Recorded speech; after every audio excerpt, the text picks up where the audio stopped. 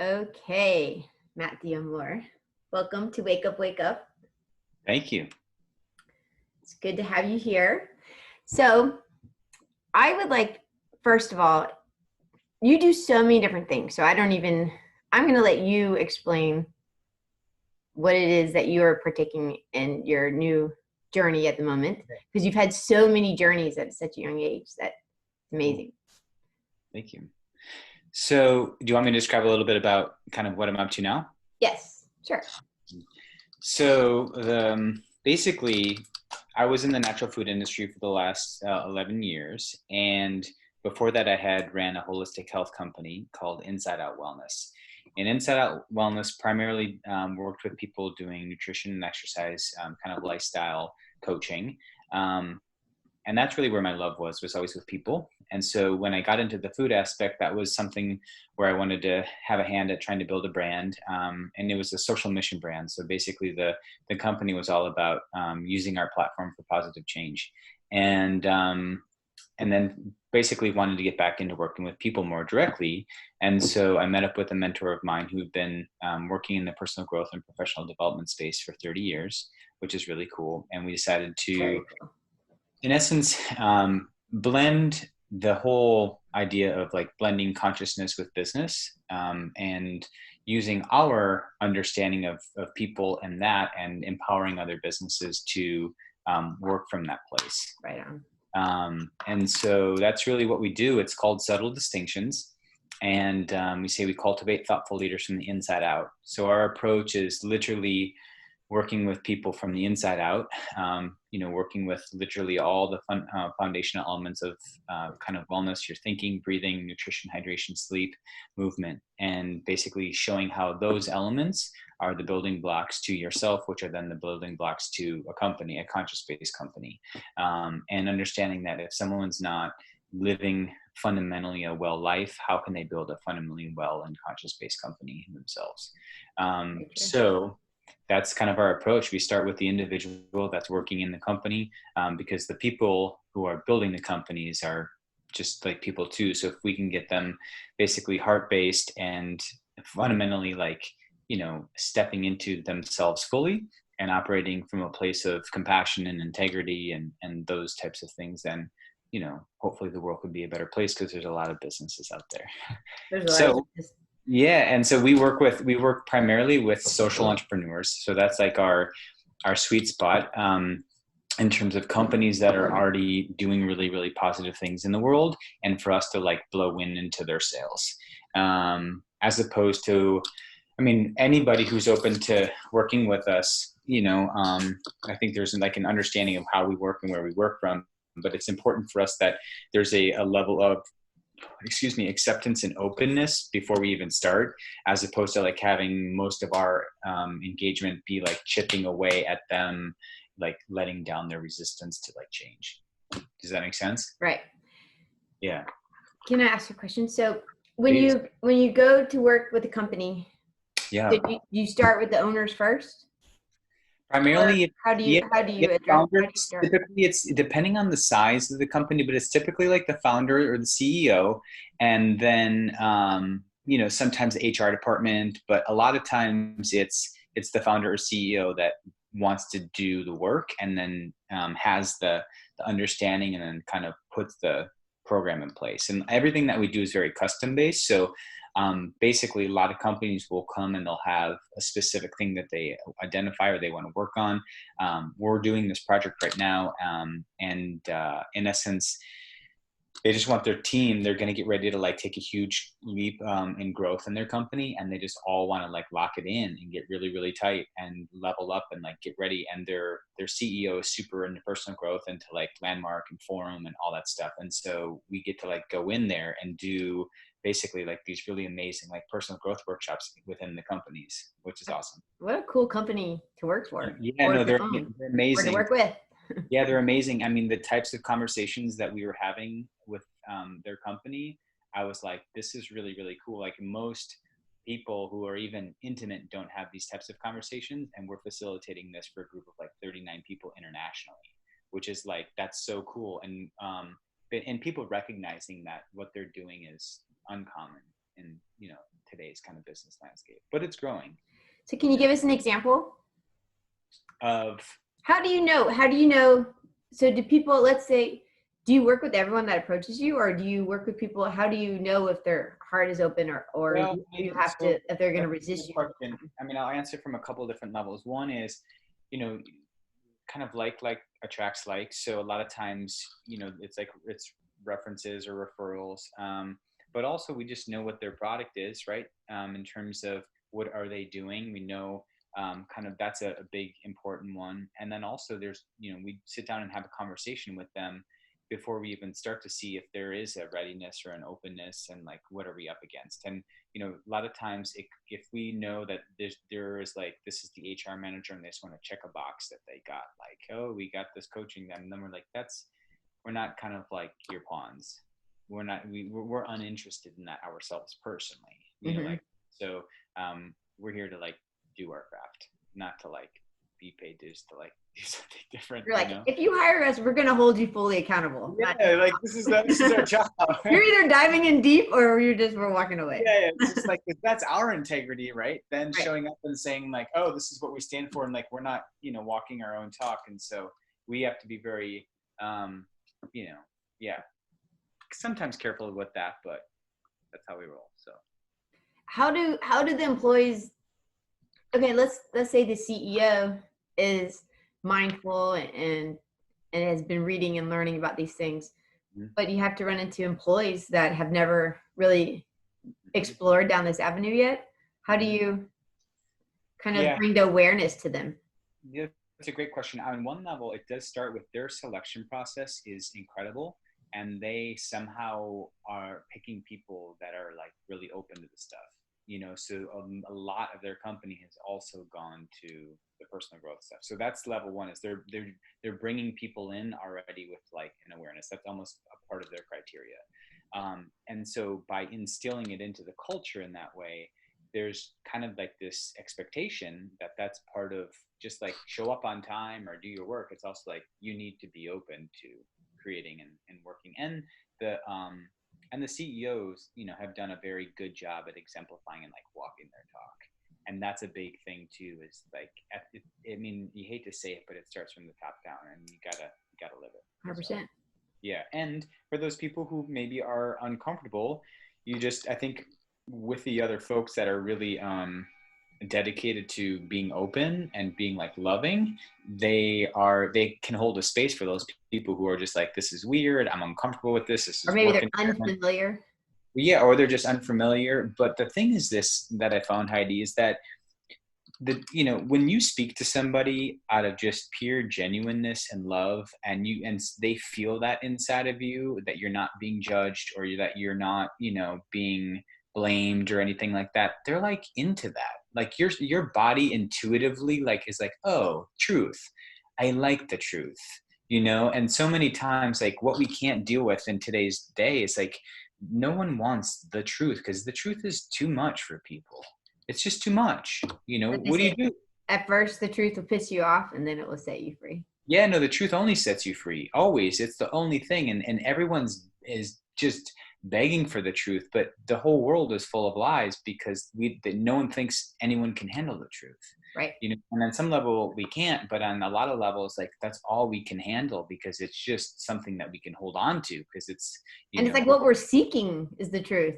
Always, we're seeking the truth, for sure. So I think when people see others just like communicating from that level and being with each other from that level, they're like, resonate with them. Yeah, they resonate, and they say, sure, that's good, because wow, that feels good to me. You know, they might not consciously know why they're like, oh, this is cool, but their body's saying yes because they can relax. You know. Mm-hmm.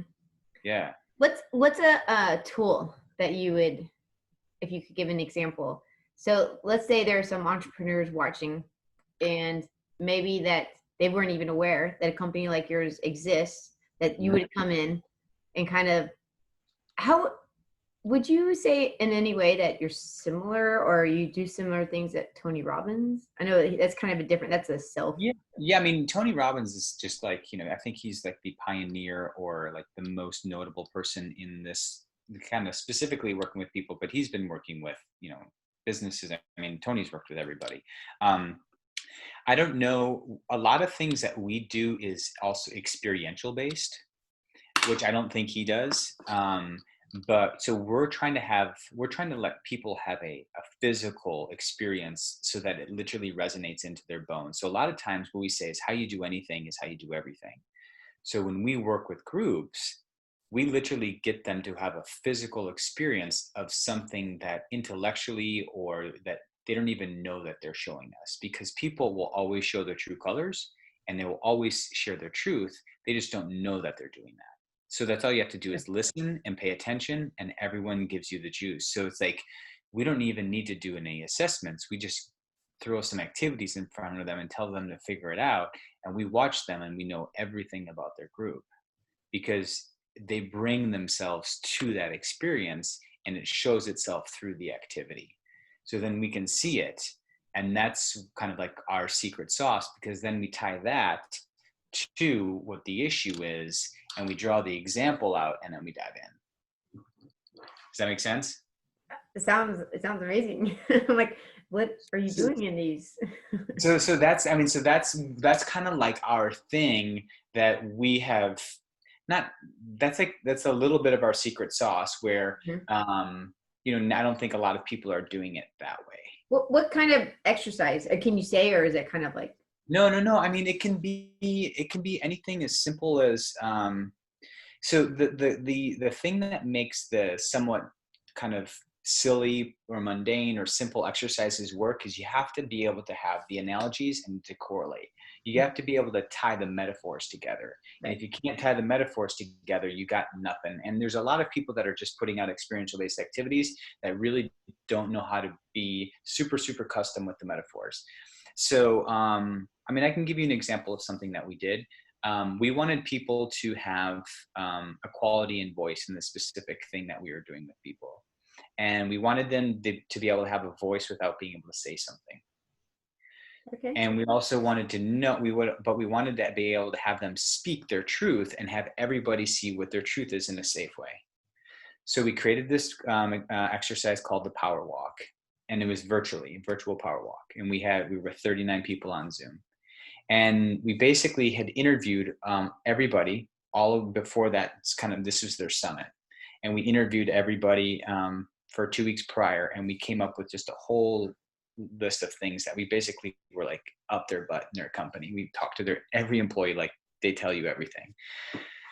So we created these 41 questions basically from all of our findings. And we said, here's what the activity is going to be. Linwood and I are going to read a question. And if that question is accurate and holds true for you, I want you to raise your hand. And then keep your hand raised until Linwood and I say thank you. And during that time, look around and see who that statement was also true for.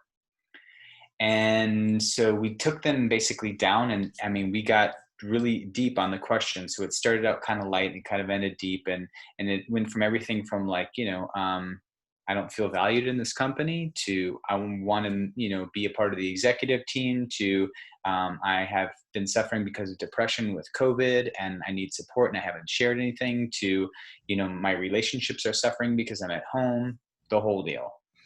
Then from there, we got to turn it to them and we got to open up the floor, and you can ask the group a question if that question's true for you.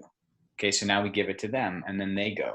And then after that, Linwood and I take it back and we debrief the whole thing and we open it up for discussion based on what we saw and the whole thing. And that's a 2-hour activity. And we got to talk about, so much stuff comes out of that. And and then also the key is in the facilitating. When you have a really juicy discussion going, how do you continue to basically just be there and, pull out and talk and blah, blah, blah, blah, blah. So that's kind of what we do when we're in the group. Yeah. And we create stuff like that all the time. Just like we just create experiences, and a lot of times our stuff is all just made up for that specific group for a specific purpose. But we try to come up with some sort of experience that is different. I like how I know we talked about this the other day that I called you and I was like, or I texted you and I told you I was what it was I was having all this self-pity and I was like, help. And I knew if I texted you, you were like, well, how does that serve you? And I like instantly started laughing because I was like, that's right. Because Yeah. it does, because then it takes out of being in it to observing it. Mm-hmm. And the thing is that, you know, I have this belief that whatever our experience is in life is exactly what we're creating for ourselves, because it has to be, right? Mm-hmm. And so on one level, if we're experiencing it, that means somehow it's serving us, right? Because it's present. And if something else was supposed to be there, it would be there, but it's not. Therefore, what you have in your life is what you're creating there, and what you're creating is what you need. And basically, so I have this thing that if it's there, it's still serving you. And most people don't think. They're like, no, I was on the phone actually with this woman yesterday, and she basically was talking like how she was self-sabotaging herself with food and blah blah blah blah blah. And I asked her that question, and I said, how is this still serving you? And she said, it's not. And I said, well, are you sure? She said, yeah. Why would I, I was eating junk food and doing all this and sabotaging myself and being fearful of success and all this stuff, me sabotaging myself. And I kind of went into the whole thing, you know, and she's like, oh, you know, but most people. What did you, I know you don't have to tell her, but what did you tell her for maybe someone watching this? I think when I heard about this, how does that serving you? I wasn't even aware of what my belief systems were to them be serving me. And so how would someone be sabotaging them? How would that be serving someone? Well, because whether they know it or not, it's basically having a need of safety, security.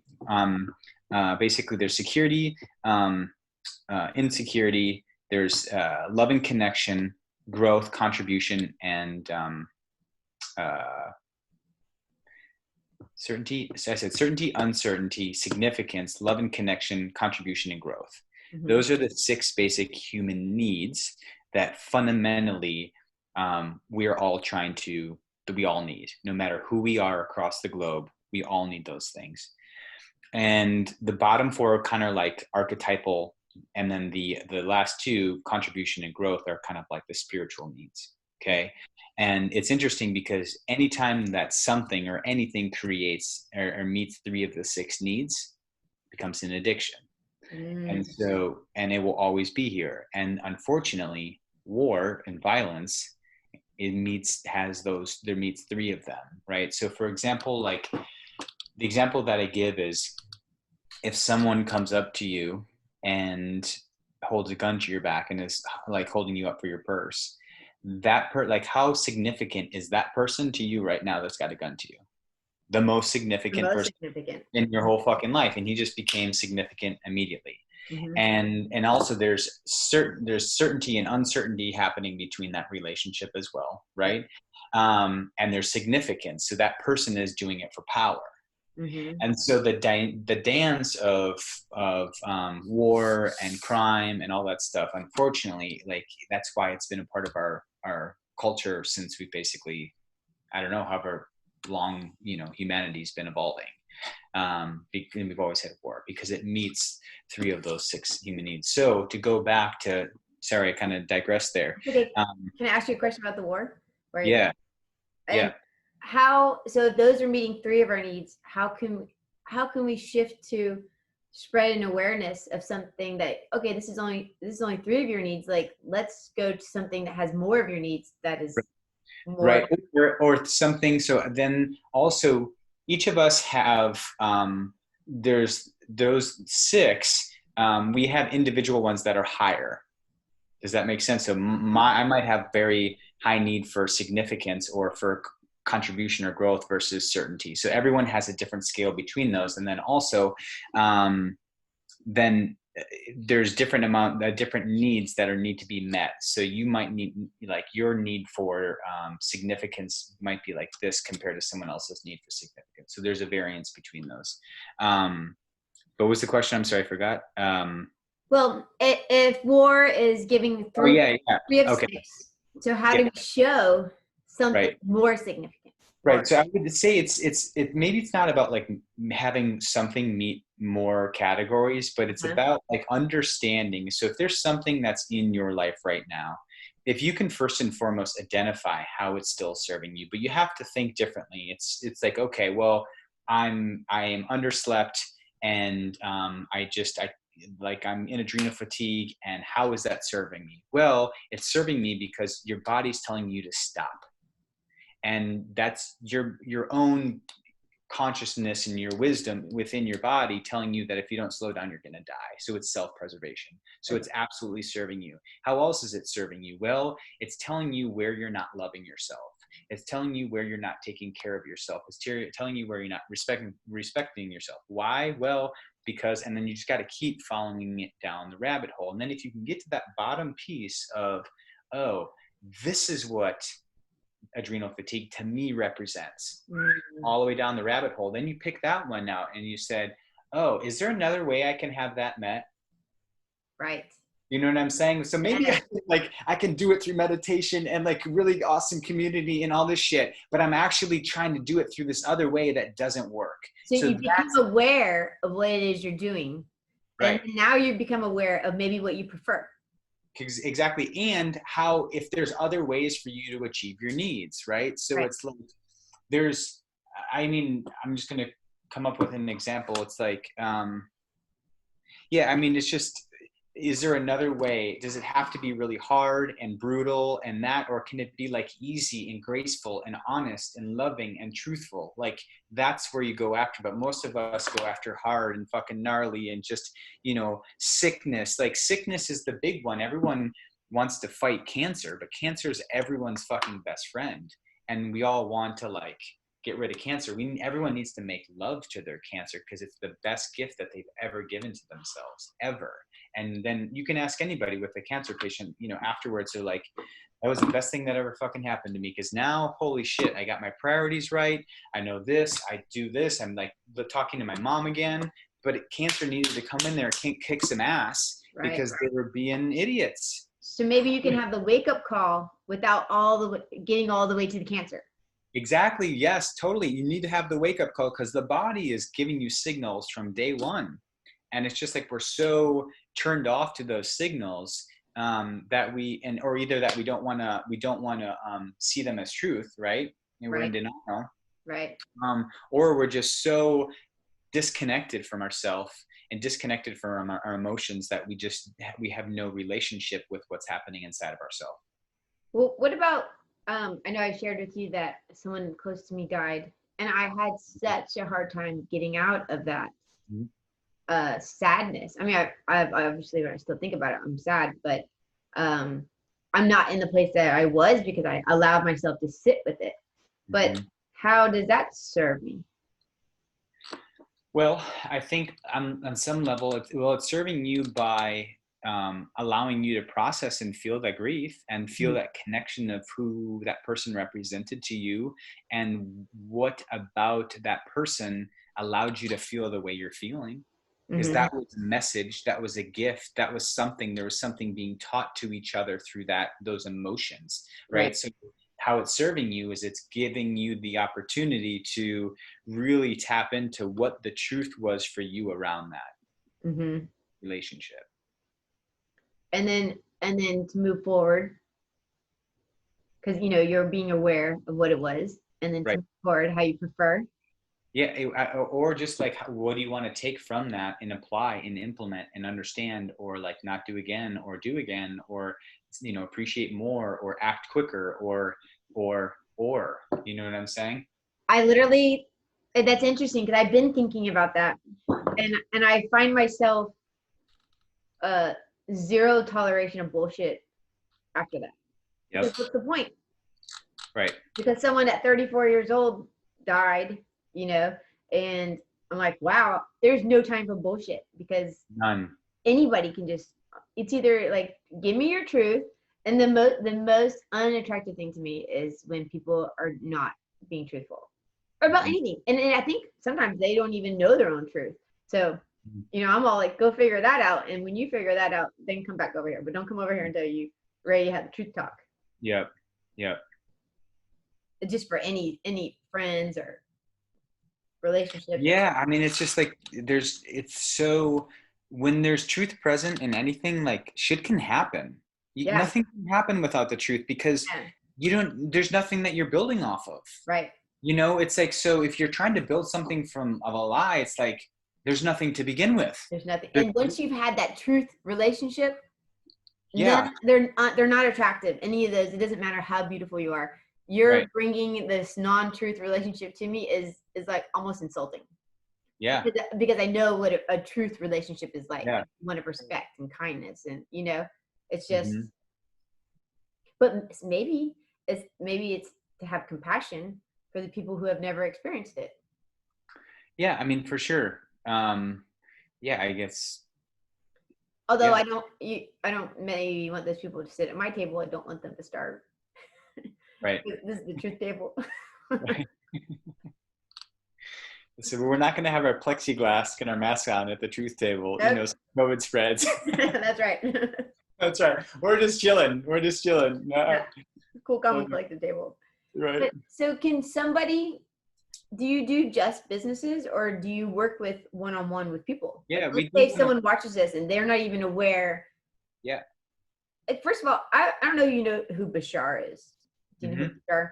And I used to hear him, and I was like, okay, I don't know if this is really someone from outer space, because I've never been to space. I don't know if it exists or not. But what he had to say about belief systems, Mhm. I was like, well, I don't even, how do I know what my belief system is? And he says, if you haven't changed, there's some sort of belief system inside of you that still is benefiting, and it's serving you, just like you Right. said. Mhm. And so for me, what I would listen over and over and over to his tapes, trying to figure out how I can figure out what my belief systems were. And I Well, still kind of struggle with that I'm so, always I mean, observing myself. well, here's, I guess, a way to ask yourself what your belief systems are is, um, ask yourself what you have an opinion on. Is a good way to start. So, like, well, do you have, like, break down some of the categories? Mm-hmm. The big ones, right? Religion and God, politics and environmental stuff, and kind of people in terms of how they should live their life, down to, like, I mean, you have a belief system around everything, basically, that you have a thought around, right? Like, you have a belief that skateboarding is cool. Like, that's a belief system, Yeah. right? There's a belief system around what you want to do in your mission with the entertainment industry. There's a belief system because of why that's important to you, right? And so the interesting one that you can do is just, look at your calendar and look at your bank statement, and that will tell you what your belief systems are real quick, right? Where's your money and your time being spent? And if you see all of a sudden a bunch of, like, Whole Foods, and cool stuff, like, oh, my belief is that it's okay to spend money on good food because I want to nourish myself because I love myself. That's a belief system. Sure. If you see your calendar and it's like, pure work and there's nothing else in terms of you or friends, okay, cool. There's a belief system that working is, important and dedicated. And, so it's an interesting way, and you can look at what your belief systems are, uh, just by looking at those two things. That's interesting, because I find that I always somehow, like, when I reflect, ask myself that I always wanted to. It scares me. I would say relationships scare me, because I'm a different person than I was right now than I was 5 years ago, than I was 10 years ago, and it scares me to say, okay, I'm going to be with you forever, when I don't even know who I am forever. And so for me, it was like I had to find what I'm passionate about. Which I feel lucky to find that. I found that early on, but also, I found there's so many different ways, and I want to teach enlightenment through movies, or through entertainment, but not in your face enlightenment. So then you have to, Right. not the You cheap, gotta be good. the avatar. I just love Avatar so much. I just want to find, like, the avatar. Ultimately, what I'm looking for to teach is to find the avatar tree inside myself, where I can ask myself a question and hook up to myself and get the answer. And then I want to be able to teach that. And so then I think I have this belief that until I was there, then I didn't want to be with somebody else, because then it wasn't a representative of who I really am. Yeah.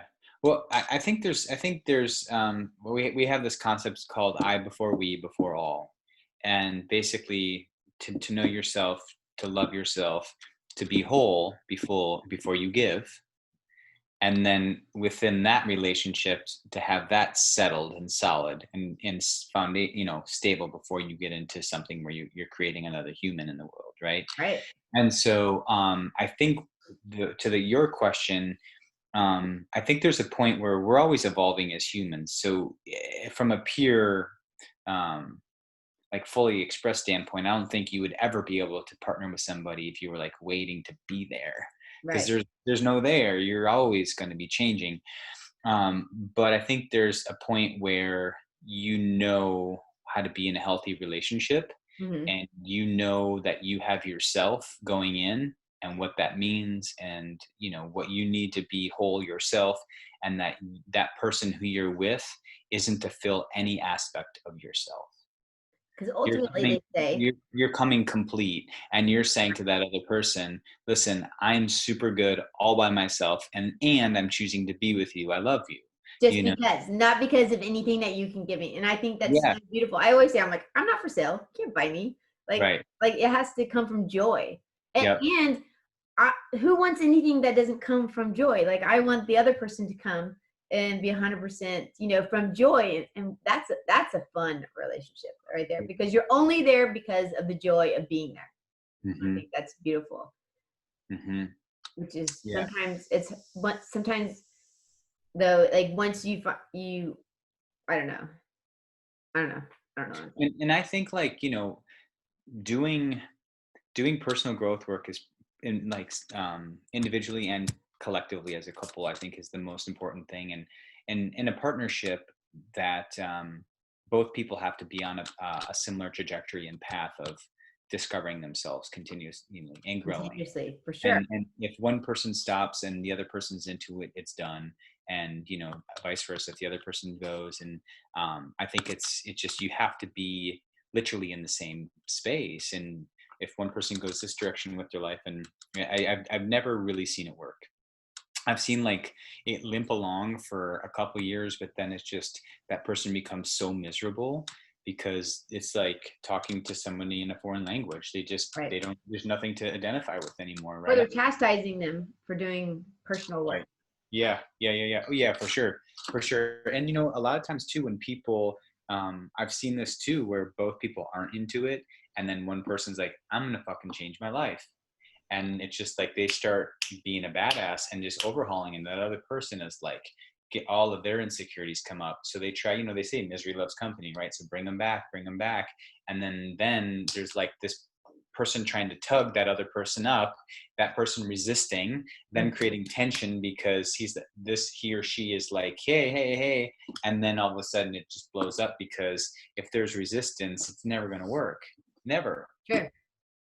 So how Or it could be the most unhealthy relationship in the world, because it's mostly codependency, which we right, see all the time. right.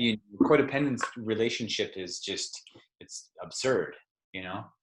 Have you ever, what they say is that you should be able to be complete before you get into a relationship.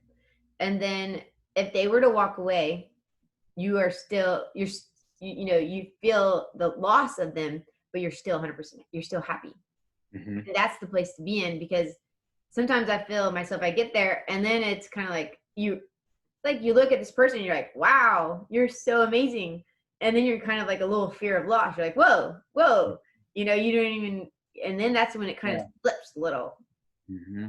But but then there's that little appreciation, and then there's that game. There's Explain.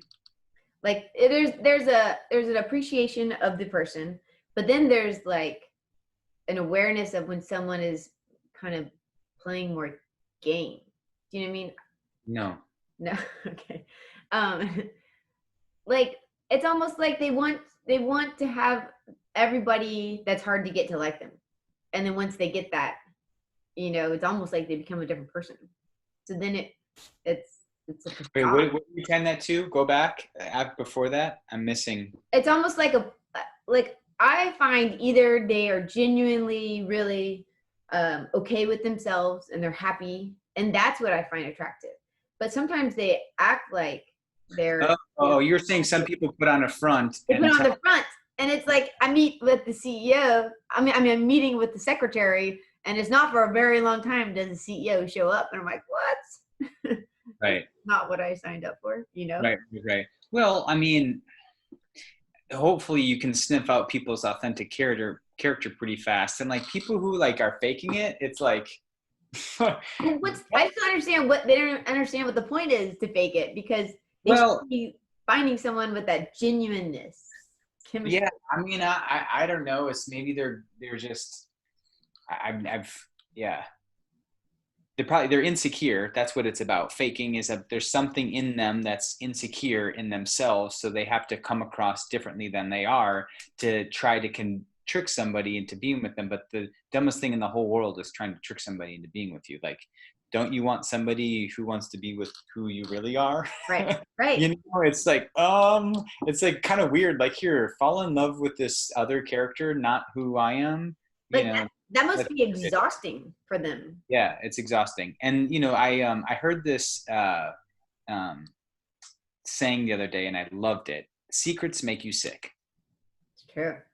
And it's the most truth. And so there's a book by Brad Blanton, who's a clinical psychologist, and he wrote a book, Radical Honesty. I don't know if I've shared that book with you at all before, Heidi. But what's it called again? It's called Radical Honesty. Radical Honesty. Okay. And it's a very awesome book. It's on Audible as well, which I'm a big Audible person. Mm-hmm. And in essence, he breaks down the concept on many, many levels, but radical honesty is about really sharing in what you're experiencing, first and foremost, from a feeling standpoint, and really getting out of that place of, the fear of sharing the truth. And so I took a radical honesty workshop actually in Denver, which was really cool. And it was like talking about how do you deconstruct all the fears around telling white lies. And he said basically that we're all liars, and the biggest way in which we lie is through withholding. I agree with that. Yeah. And then what, from a psycho kind of psycho-spiritual standpoint, when we tell a lie, we're basically turning our fractal in nature into a non-fractal type of, energy, because it fractures us. That's what lying does. It fractures us from singularity, from a whole, from the truth, right? The truth of one, everything. And so when you lie, it literally embeds itself into your body, into your physical cells, and it creates a disharmonic state, and it creates tension. And so everyone who's hiding themselves is so fucking wound up, because it takes a lot of energy to like keep those stories going. So the coolest thing to do is just to fucking be you, and just say your truth and let it land where it needs to land. And it's just like, that's the story, which is the truth, but that keeps you, like, if you're really going to share the truth, you got to be okay with your actions. Mm-hmm. You got to be able to, like, if you want to share your truth, like, okay, like if you're going to be that open, you got to make sure that, what you do is that you're proud of on some level. And if you're not, own it. Right when you meet someone. What's that? I mean, like, we write when you meet someone. I mean, Well, I don't know if that's the time. This isn't about like dumping your shit. Radical honesty isn't about dumping your shit. And I believe in, like, kind of withholding. I used to be like so open in terms of like with strangers, and I still am, and I'll be very. I think I'm too open. I'm always too open with people. Well, I'll be very, very open, but to a level that, like, I'll tell them the truth without telling them the details, if that makes sense, right? Because that's still the truth, but it's just like, it's like the other stuff is my intimate space, but I'm not lying to you, you know? And so then after time, because I've given my trust to people who have, I think, unfortunately used it against me because of my character. And so a couple times when you really get burnt, it causes you to just to be a little bit more like, I didn't go the other way and say, fuck everyone and this and that. And I was like, no, like, okay, cool. I got it. Now just like, I'm just going to make you work just a little bit more for it. You know what I'm saying? It's just like, come on, just a little bit, So yeah. So And I also heard there was this podcast that I think I'm going to get this wrong. But kind of doing that is a overcompensation for an insecurity in yourself. So when you're so open, it's just like, Holding wow, back or so open is an so insecurity. open is an insecurity. I completely agree with that. I'm like, why am I talking so much? Uh-huh, And I know that's an insecurity. You know, uh-huh. I'm observing myself, and then later I'm just like, why? Hmm. Well, I mean, there could be a lot of things in that, but, and I need to do your human design again, Heidi. I need to come to these calls with my research done here. Yeah. It's okay. It's okay if we don't put my stuff out on here. That's right. That's right. That's right. Do that later. Yeah, we can do that offline. But but now that you brought that up, I didn't even know that was a thing. Can you explain what it is that Yeah. So, well, a lot of people, I mean, there's tons of different systems and models and stuff for people to get to know themselves basically on a personal standpoint or, you know, from a productivity standpoint. But there's a system that I love and I have found. It's called the human design.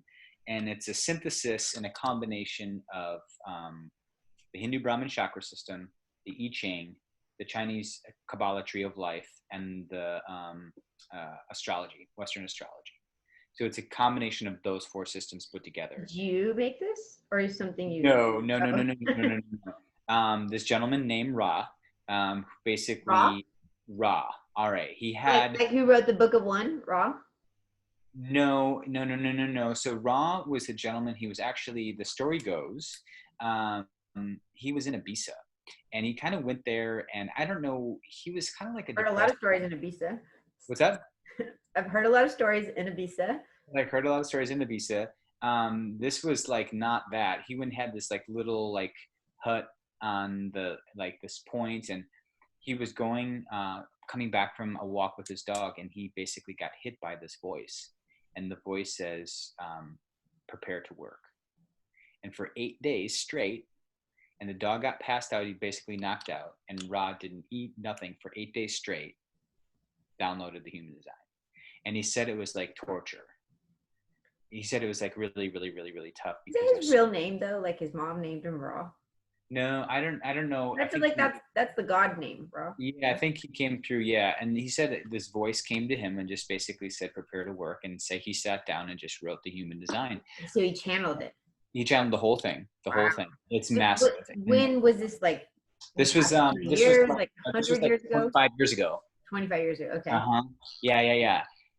And it's a really cool system because it really gives you the operating manual to yourself. It's not a belief system.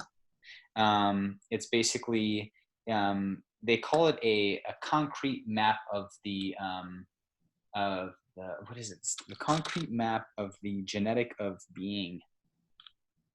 And so it's a really cool practice that I've been looking at, and it just tells a lot for people that practical wise, it tells them how to make decisions and move through life so that they can stay within their kind of genetic blueprint, and they can know where they're operating out of conditioning and what that feels like and all that stuff. So it's a really cool method.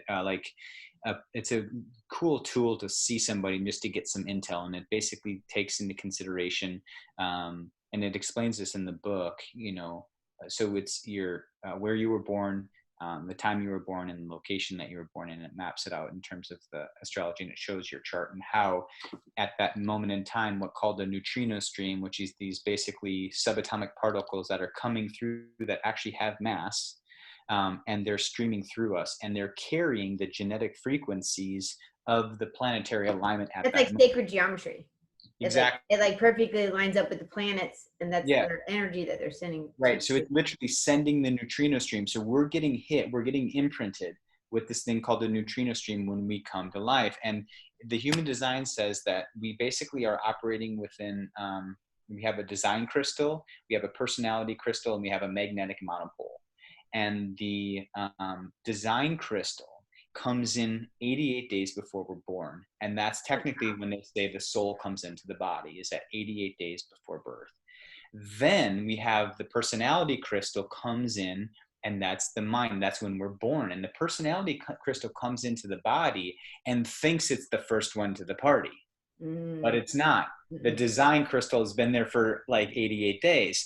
So what the design crystal says to the personality crystal, which is the mind, is, hey, listen, just like make shit work and like, take this and get the download, but don't think like you're in charge. I got this thing called the design crystal, and where my thing is called the magnetic monopole, which is my direct beeline to source.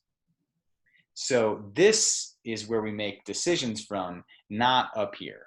And Right. the mind goes, well, the mind wants to be all, all that.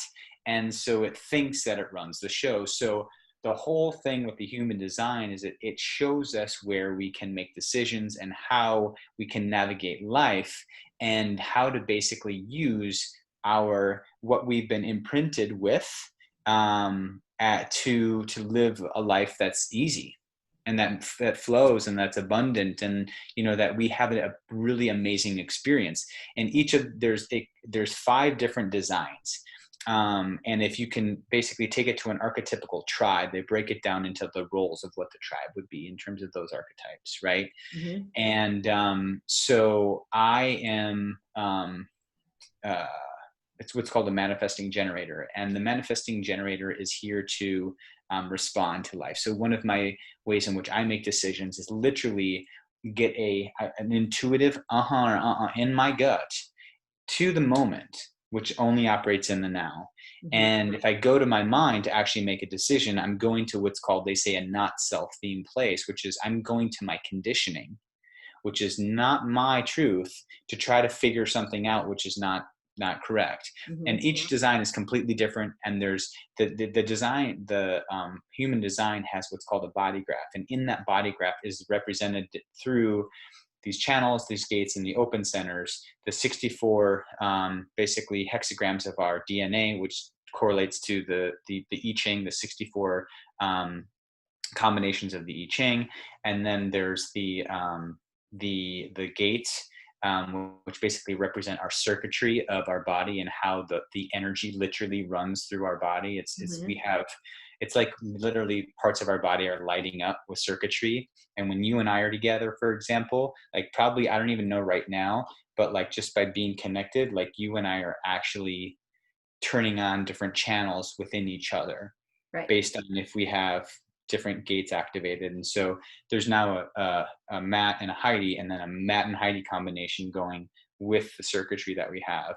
Right. And so that's why a lot of people go to coffee shops to work, because they literally like being lit up more. They like being more turned on. Yeah. And they're more turned on with other people around. It's kind of funny. So anyways, it's a really fascinating process that you can dive really, really, really deep into. And it's a tool. Now I want to know more about I remember you told me one Yeah, time. I think I can remember, but like it's a tool that we're beginning to implement into our work as well, which, that type of, that is not happening anywhere. No one's bringing human You told me design. about this, and I was literally at work, and I was in LA, remember? And you're like, don't you go serve your tables? I was like, not important. Tell me more. Like, yeah, and it's. I mean, if you can really take some of the basic principles and apply them, it'll change your life. I do remember one that you said, and it resonated with me a lot, because you said, in every moment you make a choice, and then when it comes back up, like rethink that in your heart, mm-hmm. and see if that's your choice again.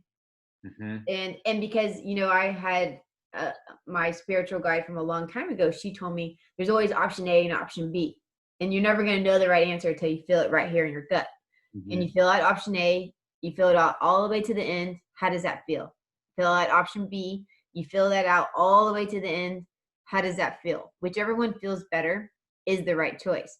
Now, mm-hmm. the one that always feels better to me, everybody else thinks I'm crazy. And I always make the decision based on my heart. And it's like, most people are like, oh, there goes Heidi again. But it makes no logical sense when I make those decisions. But it always turns out right. And then when you said that to me, I was like, that's exactly what she told me, because I remember she was psychic, and I called her. I'm like, you have to tell me the answer. She goes, I'm going to tell you how to get the answer. I'm like, no, I need to know the answer. But she taught me how to find it myself. Right. But what you said was, I can make a decision. And then if I make another decision, let's say I decide I'm going to move back to LA, and then the day comes back, move back to LA, and then I fill it out, and I'm like, you know what? I'm not going to move back to LA. Then I should follow that, because it's Yeah. always like check in now, check in now. Check them out. Now. And for that type of strategy, and if that's what I said, because I'm sorry, I don't remember yours, but if that's what it is, it has to be literally in the moment, because each of the centers has a different type of knowing. And so, for example, if someone who's solar plexus dominant has this emotional clarity in the wave of emotions. So they actually have to take a full lunar cycle and feel all sides of the situation to clarity on what it is. Oh, wow. And then, yeah, so they get understanding and a clarity through the feelings. And then you have the splenic dominant, and they get an intuitive knowing immediately. And then we have like someone who, like myself, and maybe like you, if that's the case, is we're sacral dominant, which is in that gut space, and it's literally a it's like a mating to that thing. And do I want to mate to this, or do I not want to mate to this? And if it's a no, I cannot make myself do it, even if I want to. You can't. And the thing is, this is the tricky part for people like us, is that sometimes we might come off as flighty, right? Like, oh, they're just they change their mind all the time. But it literally has to be honored, because there's nothing that ever stays consistent, and our only truth is what's the truth in the now. And if it changes, we have to honor that. So the goal then is to like really tap in to say, like, if there's like a capital T truth and a middle T truth or a lowercase t, it's like in the initial kind of connection point, can I try to go to that capital T truth and really tap into what the truth is, so I don't have to mess around? Because a lot of times if there's a change, that means we maybe went through the head initially, and then now we're tapping in, right? So it's like, are we getting, because the body's going to tell you the fucking truth right away. Right away. It's not going to mess around. My mind always wants to talk me out of my decisions, because socially, or maybe someone just hasn't done it before, or it's just, it's inappropriate if you're being in a very conservative family, or something that is just unfamiliar to people, is really what it is. And people are almost scared for you to take that step, because they're scared for themselves. Mm-hmm. If whatever that step is, if it's not in their playbook that they're told that that's what you're supposed to do. And for me, I just like, does this feel right or does not feel right? Like, follow your excitement. And I remember when I learned that, follow your excitement. What excites you? Because I find it very interesting. I'm sure you ask people this all the time, like, what is it? I'm like, well, what is your passion? I ask someone, what is your passion? And a lot of people, more than not, don't even know. Mm-hmm. They're like, well, I don't know. I went to school for this, and then I did this, and I go, okay, well, what's your excitement? Like, what's your hobby? What did you do? What did you play when you were younger? What did you do to play? Could you do that now? And I find a lot of people say, well, I would just travel. Okay, but after a while, you get tired of traveling. Mm-hmm. So what is your passion? Why do you want to travel? Or what is that? And so, there's some sort of spark, something excites you. And if it excites you, there's a reason to excite you. Like, follow that excitement. Mm-hmm. It's like your super conscious is leaving little sprinkles of where to go by like, oh, this is fun. Do you think this is fun? Follow this over here, Yeah. Yeah. But I wish that was more in our society. People were more apt to, that was a normal thing of deciding about their life, not about money. Yeah, I think just people in general are scared. I think mostly people don't think they have a choice. That's a big one I see all the time. And that's a belief system. That's a belief system, right? For sure. So people don't think that they're empowered to create their life. And it's just like, well, the last time we're, out of anywhere in the whole world, the United States kind of gives you pretty much fucking free reign to do whatever the hell you want to do. Like, the only time Big Brother's going to really come start smacking down on us is like if we get too powerful or something. So like, do your thing and we're going to be left alone. I mean, right. You know what I'm saying? Like, we're not. As long as you're causing no harm to somebody else. It's like, we're not here to, it's just like they got bigger problems to do. So let's say I'm stuck in this dead end job and, and I'm all, but Matt, I'm stuck. There's nowhere, like I have kids that that had to pay for their food, and I have a house and I'm barely making my bills. Like, there's no way I can't get out of this. What would you say? I mean, the first and foremost thing would do is I would say, you got to get people connected to what their dream is. What do they want? Right. And because in order for you to make change and to go through what it takes to make the change, you have to connect it to a reason that's bigger than yourself, period. And, Right. and so let's say I don't even know. I don't even know what my dream is. Well, you get it. And then I would say, what do you not like? What do you not want in your life? Easy. You know what I'm saying? You got to, then you go at it from the different angle. Okay. And so, so first and foremost is identifying someone's dream. What do they want? And really, really, do they want that? And if you kind of go through this funnel where it's just like you have what you want, and then what it takes, and then if you're willing and if you're able, and that's kind of like a funnel, right? You could be willing to do something, but you don't have the ability to do it, or you could have the ability to do it, but you're just not willing to do it. Does that make sense? Yeah, So but how do you get from? Well, you need to have a willingness. Ability can be learned. A willingness has to come from within. Okay. And then there's what it takes. So I would identify what the dream is and what the goal is, and then run it through the filter. And if there's, if we have kind of what it takes or not, we would create a plan for that piece. And then if there's the willingness and the ability to create that and to create that person's life that they want, you put a plan in place that has to be a very well thought out plan, because people were, if you don't know where you're going, any road will get you there. And a lot of people like to bitch, but no one really wants to put it pen to paper and actually create a plan for it.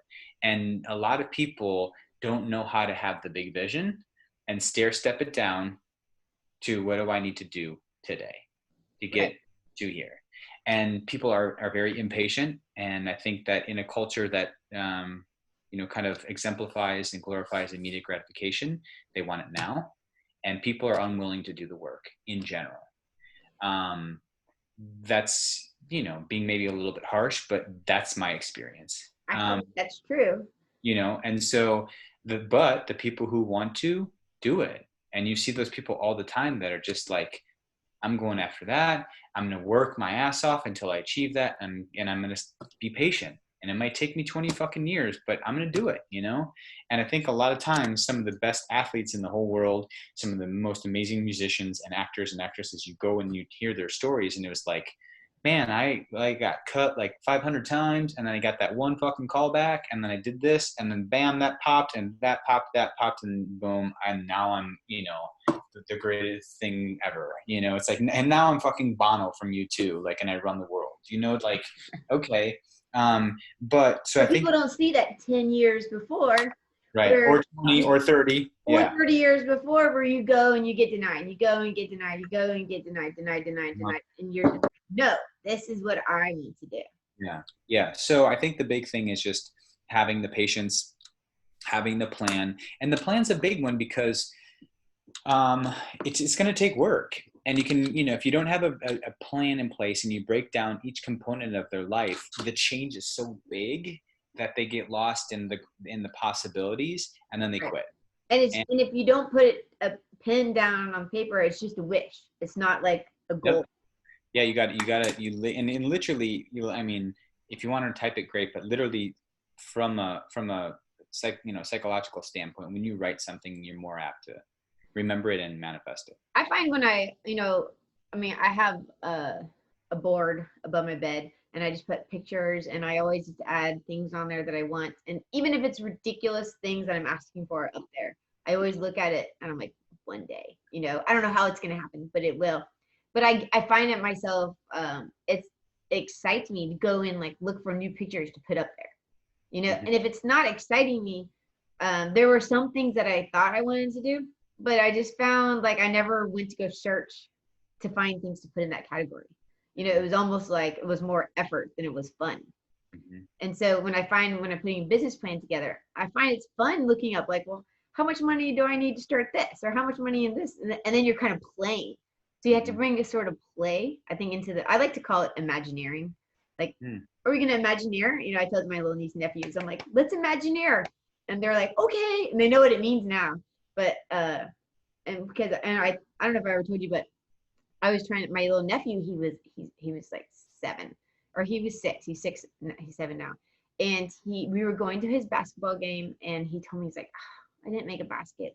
And he's really good at sports. And he's like, I didn't make a basket last time, and I didn't make one the time before. And he was really like upset and down about it. And we're in the car on the way there. I go, okay, well, how many would you prefer to make this time? And he's like, well, I go, I need you to think about it. And he's like, and he closes his eyes. He's like, 3. I would like to make 3 baskets. I'm like, okay, sure. And now I was like, okay, let's play a little game. We're going to imagineer it into like, we're going to manifest it. And he's like, kind of knows what I'm talking about, but not really. And I go, just imagine making 3 different baskets. Like, how are you going to make them? Is it going to be the three point? Is it going to be like, are you going to make a layup? Are you going to steal it from someone? Like, what are you going to do? I was like, imagine it. And he's like, okay, got it. I was like, okay, now get to the end. Now imagine the game's over. You made 3 points, and we're all jumping and we're cheering. And you go and you high five your dad, and we're like, yay, I did it, 3 points. And he's like, the whole time he has his eyes closed. He's like, okay, I'm there, I got it. And then he's like, I was like, okay, that's all you're good. You're good to go. And he got there, and we went on court. He went on the court. He's like warming up, and then he goes to the game and he makes 3 baskets. It's awesome. And he comes at the end and he's like, it worked. It worked. And he's like telling his dad, he's like, I did this. I imagined it and I did this. And then I told him, I was like, see, you can do whatever you want. That's awesome. I always tell him, because I'm like, because we're ninjas. We're all ninjas. And he's like, that's right. But he's like imagining what he wanted. And then he imagined at the end as if it already happened. And but it was such joy.